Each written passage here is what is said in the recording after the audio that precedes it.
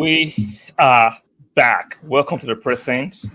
I am here with Charlie. Charlie, what's Charlie, good? Miniano. Good. How's your day Nothing. been? Great. Very long, but great. You look like So, you've had a long day. You look like you've had a long yeah. day. I've had a long day. Fixing baby cots and just going up and down. The weather is extremely hot here. Oh, Hot and rainy, So, sorry. yeah. It is Anyway, what it is, they say. it is what it is. So, guys, if you're just getting into the stream, do us a favor by liking the video, subscribing and subscribe, and make sure, lastly, your notification bells are turned on. So, we're going to be starting with Arsène Wenger's tribute. Let me ask you, when you hear Arsène Wenger, what comes to mind? Sexy football. Sexy football and a gold trophy. Interesting. Sexy. That's all? Yeah, So, the man, the myth, the legend, all the words. He was like, you know what? I think I said it the last time. He was like a father to me. Like the way he plays the game, yeah, or he coaches players to play the game. the game. Growing up, that is the kind of football I love. So I cannot use the word I worship him, but I love him dearly, like dearly. Like when we were going through those, period where Conscious times. some idiotic people took it personal and started insulting his family and stuff. Like, no, it was too much. But you know what? For the club, this man actually changed the culture of English football. Sure. He changed the culture of a whole league. Yeah. No wonder when you think about how people, when it comes to Arsenal, people look at us, yeah, they look at us with envy because of this man. He was classy. He always proved you wrong. He spoke well. He will not give. It is hard to get information from him. Yeah. He signed also Campbell. He told the entire media what he's about to do. He told them we will go unbeaten. They mocked him. They laughed at him. We became a mockery that particular season because of Leeds United. We blew it. Couldn't win the league. I remember 2003. We were mocked. But those times it was just in newspapers. But he said it. And he stood by it. And he proved them wrong. After doing it, now they look back and they want to kind of throw shade at it just because he proved them wrong. This is Arsène Wenger. There's only one Arsène Wenger. Yes. For me, this man deserves more. I think I understand, but I feel the statue in particular. Actually, listen, even the whole stadium is a statue. So he might actually sacrifice winning for the future of Arsenal. He sacrificed him taking the heat for Arsenal to have a better future. No, this is how I look at it. He sacrificed his professional career to put Arsenal on a safer side. Okay. Yeah. Selling the club had nothing to do with him. Yeah. Investors or owners of the club, he has nothing to do if they don't want to invest. But somebody who loves someone, sometimes you stay around to make sure the thing don't crumble. And that is how I saw it.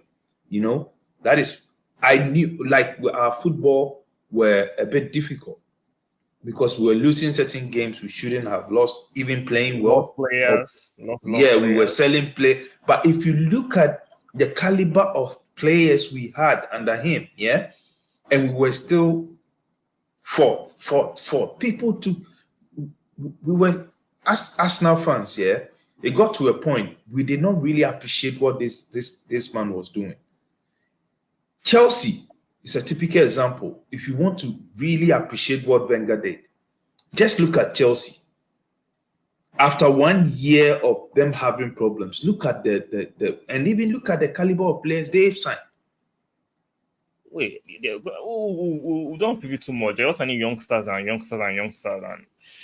that's a Chelsea thing. Want to stick on Arsenal, Arsène Wenger's tribute.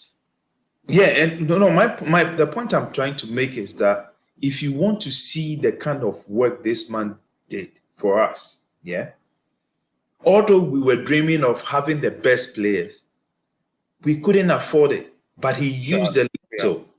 Yeah, he used the little he had, and we qualified for the Champions League year on year. We took it for granted. But people forget, although we were not winning the competition, he was making some small money so that he'll be able to sign another player or two to add to the youngsters. Interesting perspective. Interesting. Yeah, imagine. Look, let's look back for a second. Yeah, the 2008 team he created. Yeah, imagine Arsenal had money. Imagine the boss supported him a little bit more, or supported the players, like signed them on larger contracts. That team would have won a lot. But what do we have to that he needed to do? He needed to sell those players. Yes. To balance the books, to reinvest. Exactly. It was a tough time for Arsenal and Arsène Wenger. And when nobody was paying critical attention when it comes to financial fair play, he was the only person who kept saying, the way we are going, the way things are. And some teams today brag that we won this, we won that, but it's coming out every year that they've cooked the books, they've cheated the system. Yes, and this one they would tell you they want something, they don't care. A win is a win. A win is a win. No, I agree. But what I'm trying to say is this man had no money, not much, yeah. But the little he had, he was able to use it to deliver. Yeah? Listen, if you want to know how great, I've heard those people who tarnished or went around saying all sorts of things about this man. Yeah, they talk about when he came in, what is the word? Those players were there, like the Tony Adams and blah, blah, blah. But when those people speak, he actually added years to their ages. Yeah? Yeah. People forget that the year 2000 team, 2002, when we won the first double, the second double. Go and check the caliber of players that were there. 99.9 of them, he signed them. People don't give him credit for. Credit for that. The invisible team, he signed all those players. So yes, you can pick the moment you try to remember the man, yeah, but you have to give credit where credit is due. Because what he did, we've seen managers struggling. So for me, Arsène Wenger was a great manager. Especially his first 10 years, fantastic. He changed the culture. He changed the dieting in the English Premiership. He changed the fitness regime. He brought a lot of innovation to the game in England. And either you agree with that. Some of the opposition fans will say, "Oh, but with the Champions League." I get it. Is a relevant point, but if you look at the whole thing holistically, Arsène Wenger is one of the greatest managers to ever grace the game. He's one of, no matter how you slice or dice it, he has been fantastic. He has added to the game. He's well respected by all managers, respected all over the world. So shout out to him. And I like the fact that the club at the Cronkies actually decided to appreciate him by building that statue and leaving it outside the stadium. That's a great tribute to the man, especially while he's still living. I don't enjoy giving tribute to people while they've passed on, but thank God he's still alive to see that we truly appreciate him, and I actually enjoy that.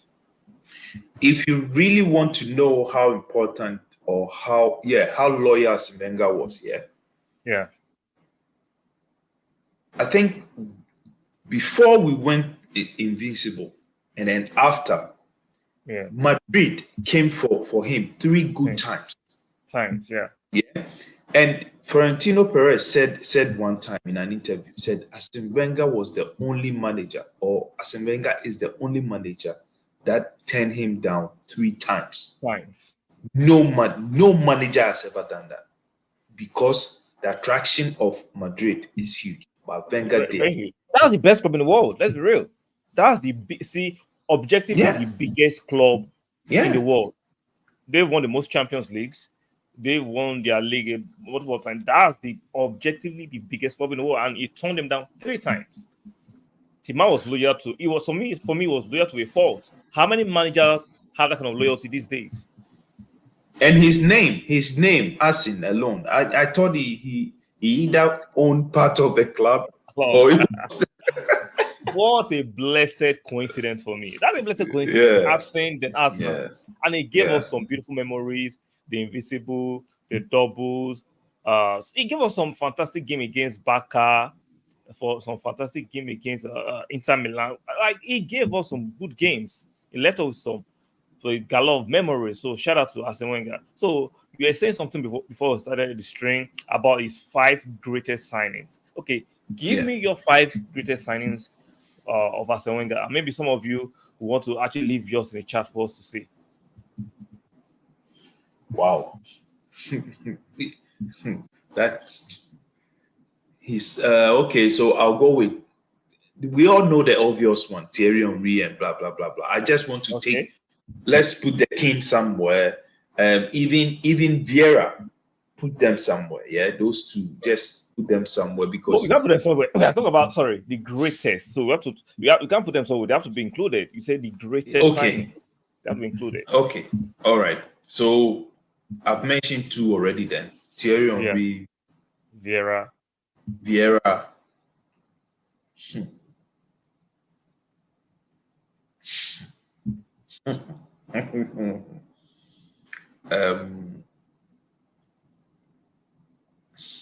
Perez. Okay. 3. So Campbell. 4.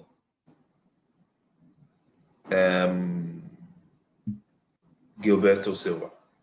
5. Yeah, those are quality signings. Those are extreme quality signings. I can't debate that. Goke Abu says hello, Uncle Kojo. No, I'm Uncle Ni.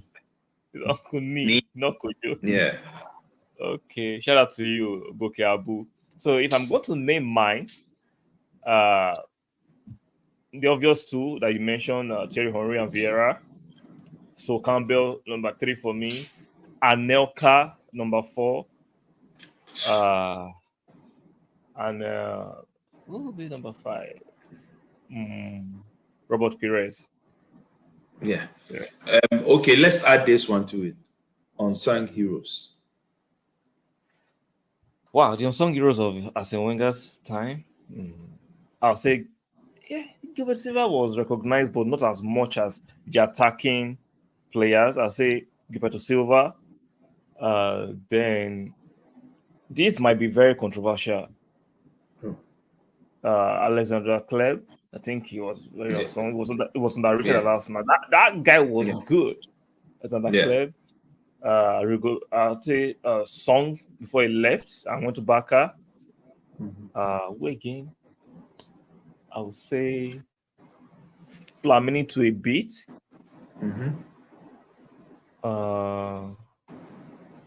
Laurent. Yeah, I was about to mention Laurent Kolo Touré. Kolo Touré, exactly. Kolo Touré, Lumberg. Lumberg was on a song. Lumberg was on a song. It was recognized. Sylvain Wiltord to Sylvain Wiltord, yeah. Nwankwo Kanu. Yeah. But it was kind of recognized too. Kanu was kind of recognized. Edu. Wait. Mayfield. Edu, yeah. Even though he was at Arsenal briefly before he went to Valencia, he was actually a very good player, very underrated and unsung.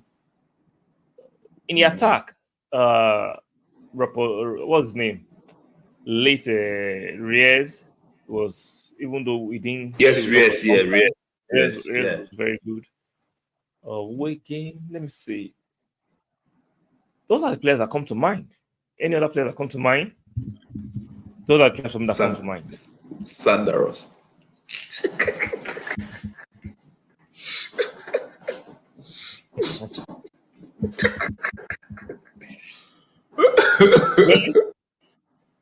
What do you think? Jens Lehmann. Jens Lehmann. Was he on song? He was recognized. He was on song for me. Yeah.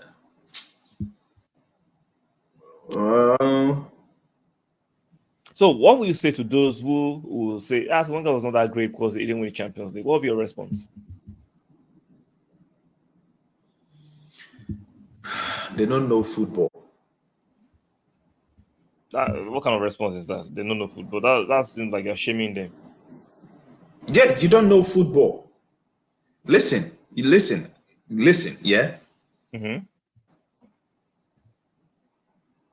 Ferguson, those two finals he won, yeah? It wasn't because he played the best football or the teams deserved to win.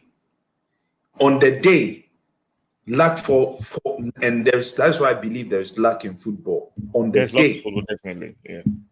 Yes, on the day, he had luck. If John Terry did not slip, they wouldn't have won because it was the last kick for Chelsea to win the Champions League. Those 2 minutes, go and watch that final against Bayern Munich. I've forgotten the player's name, but had he not cleared the ball, Kufo was about to kick the ball. You know how we were trained to kick it to the stands. Yeah. He got in front of Kufo. So Kufo stopped for him to kick, and then he kicked the ball to where it led to United scoring. Had those 2 moments not happened, and had the Bayern team took their chances, those United Champions League, they wouldn't have had. But they will tell you sorry. But that's what will have happened. But what happened that they won? No. So that is what I'm saying. But yeah, they won. Yeah, but they won, and I give it to them. And that's why I'm saying you don't know football, because Arsène Wenger went to the final of the Champions League, went to the final of the current Europa League Cup final. Yeah, and it was just because of, I feel it is just bad luck. Hard luck. That's it. That's it. It was just bad luck. You know, because all those 2 games we outplayed the opposition. Some of you know against Barca, it was like more like 50. Against Barca, go and watch the game and count the number of chances we missed and check when they actually attacked us. Like, go and check. That is what I'm saying. You don't know. I would say to those people, that is my opinion. You don't know football. Because on a given day, as a final, thirdly, the caliber of players that were there in Arsène Wenger's time. Yeah? Yep. If you know football, the caliber of players, go and check. You pick one team, a Bayern team, AC Milan, Inter Milan, even Leverkusen, Bayern Leverkusen. Go, if you check the caliber of players, those times there were teams that had well-recognized international, yes. You know, so I don't want to be sitting here making excuses for him. It's just bad luck. Okay. So finally, on the Wenger, we all agree that he was a fantastic manager, world class in all ramifications. And shout out to the club for recognizing that and building a statue for him. And even though in the last few years before he left, opinions on Arsène Wenger was very polarized. People had different opinion on him, but we can all agree and come together and say he deserves his recognition worldwide. I think he's now working with FIFA and making laws for football, and he deserves all the accolades that is coming across him. So shout out to the man. We love him and we appreciate him from here, and we wish him all the best in his future endeavors. What do you say?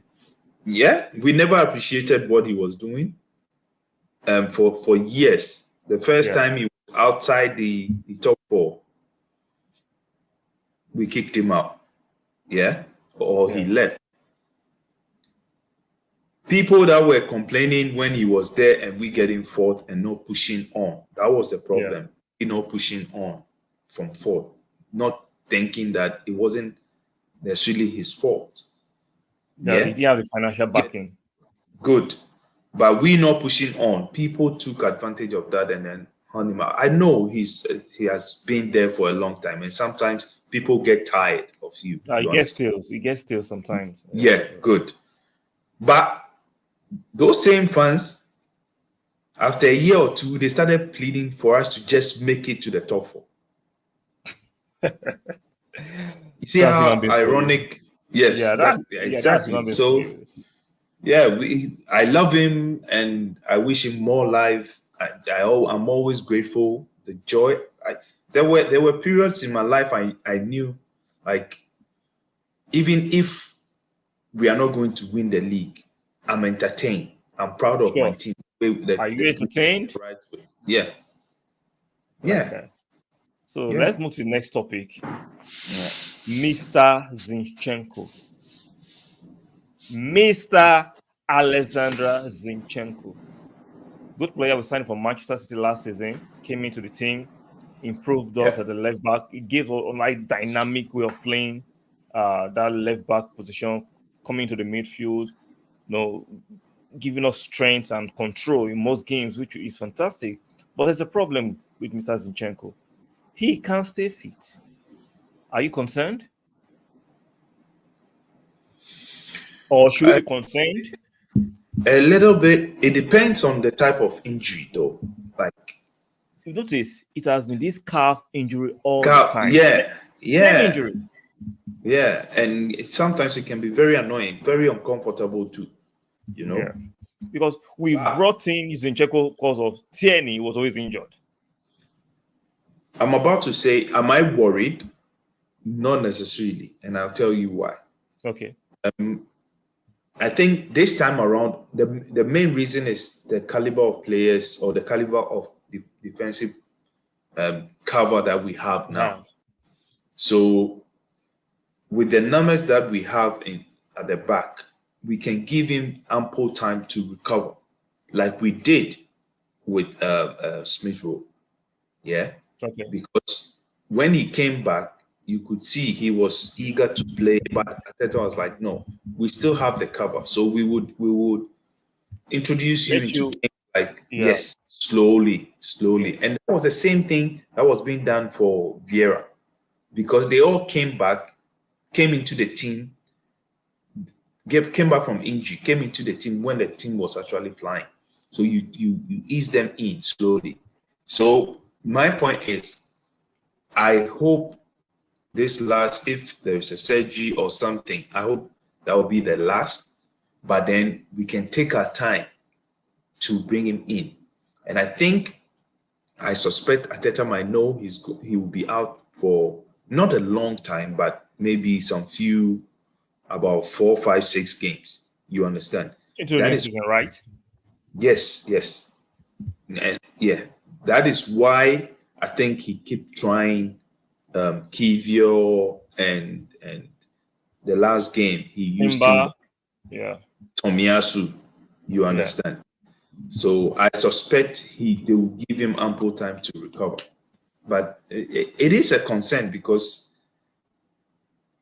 I want to see if he starts, who starts at right back.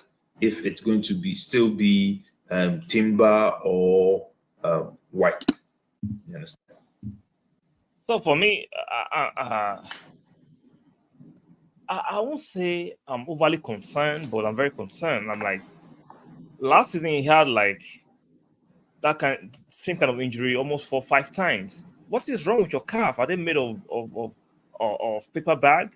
He's always breaking down after 4, 5, 6 games. Like Yeah. what is wrong? And they've not recommended surgery. So, but this calf keep caving in all the time, and I'm like, what is going on? We can't have two of our left back, both first and second choice, injury prone. Or am I overreaching if I say they're injury prone? We are too quick to call players injury prone because you see, sometimes one injury because of, let's say, a calf, after fixing it, because you've been away from the game for quite a long time. I listened to an interview where one player said these days the even training sessions it's too fast that if you are not fully fit, you might get injured. Or if you're coming back from an injury and you don't take your time, you would Aggravate it again. Yes. So he is not an injury prone player. Somebody But like the facts don't back up your claim. He had 4 or 5 injuries last season. really? When does it become Yeah, injury? When does it become injury prone? No, when do we say it's injury prone? when every season you you miss about 15 games. So how many games did he miss last season? Oh, I don't think he missed a lot. It He wasn't missed 10. almost 10. Yeah, he missed almost 10. No, He no, didn't play the no. last. He didn't play the last 5, and within the season he missed like 5 within the season too. So what are you talking about? He didn't play the He last missed 5? games. The last 5 games he wasn't around. It wasn't available for the last 5 games. He wasn't available for the last 5 games. Yeah. Okay. Within the season before the last 5 games, he still missed like 5 games. So when do we say Zinchenko is actually injury prone? When I'm going to say that? Or he missed the whole season? No. So, but when do we get Like, that? like I said, I did not really pay attention the number of games he missed last season. So at the back of my mind, that is why I answered the question. You have 38 premiership games, right? Yeah. Playing 28 is not bad. But if you're fit, you should play at least all 38, but maybe some you play 20 minutes, some you play full 90, some you play 60. You understand? But you have to I be in the think the game has evolved, right?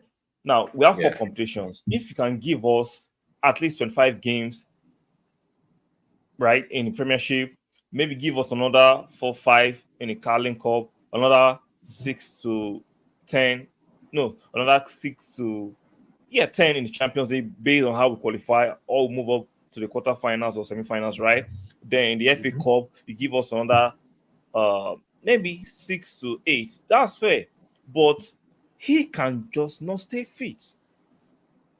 Yeah, And when he but has his calf injuries, it's like okay, 3 weeks. so you mean he should start all those games or he should just be part of the team?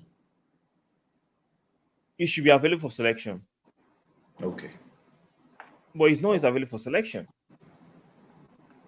Then I agree with you. Let's see. Okay. For me to draw that conclusion, I want to see what injuries he will get through the season. I know he has an injury already, but I want to No, see if remember, he ended last season with that calf injury. People are hopeful that he will recover before the new season, right? He has not even recovered. He came into preseason with the same injury. The same injury. So I'm getting very, very concerned now, analyzing it and looking at it. that this guy can stay fit. Even at Man City too, he had the same issue. He doesn't start the season with them until January. Yeah. Yeah. So I'm like, what is going on here? Yeah, but that's what I'm saying. The caliber of players we are signing now, I hope he will sort out. That will give him time to sort out all this issue. Because if he continue like that, probably next season tops, Sell him. let him go. Yeah. If he continues like that, then it means that maybe tops next season, next 2 seasons, after the third season, if he continue like that, where 38 Premiership games, you miss about 15 through injury. Yeah, that is not good enough. Then that's not good enough. You understand? But if he's able to fix everything with this particular injury, he's able to fix it, and then he will stay fit, be available for selection, like you said. Then I'm comfortable because but now I'm not even worried. I'm not too worried because we have good enough squad. I'm worried because I want us to be able to maximize the kind of players we have, so we can actually rest players and know when to bring players. So everybody rotate properly. Everybody is hot. Now, if he comes back, we know he can't play he won't play the first 3 matches because he needs to get match fitness. He needs to adapt to the team. So he's out. He's actually missing the beginning of the season. Forget about the first 5 matches. He's not going to play. Yeah, because unless he has started training already. No, he's doing some light work. He's doing some light work. Okay, so he's doing light work. It means he will miss this. He's supposed to play for the charity game or for Ukraine the next few days. He's supposed to play for some 5 minutes. So, so if he comes on, good, and he plays this weekend, and then by the time we play Monaco, if he's available to play even 15 minutes or 10 minutes, then we know that, okay, by the start of the season, he might be maybe a little bit short, but maybe 10 minutes, 5 minutes, he can come on. You understand? Okay. Yeah. If not, then we are looking at him missing about 4 or 5 games before he will come back. So, guys, those of you about liking the video, very important. You're watching the playback. Do not forget to like the video, subscribe when you subscribe, and make sure your notification bells are turned on. Do you have any last words? Because I need to get to somewhere. I'm getting a message somewhere. I need to get somewhere real quick. Okay. My last word, for the love of Arsenal, we will be here tomorrow morning. Yeah, my night. Yeah, so your night. Yeah. So, yeah, you go do what you have to do. And so, guys, if you're watching on the playback, make sure you stick a like on the video right there on the screen. Subscribe and make sure your notification bells are turned on. We are sorry, it's a short stream. It's my fault. I need to get somewhere real quick. We'll be here this evening. Don't worry, I won't have to run out during the stream. I'll be here this evening. And Charlie, Abanabu. What's Abanabu? What's that? Yeah, Abanabu. We'll see you later. Oh, guys, we'll see you later. Make sure I'm repeating myself, like, share, subscribe. Gary Smith said, thanks for the show. Shout out to you too for sticking for the He said show. Time. 9 p.m., same prime time. This regular time we do the night show. We'll be here to have a ball and a roll. So, guys, like, share, subscribe. We'll see you guys in the next few hours. Ciao.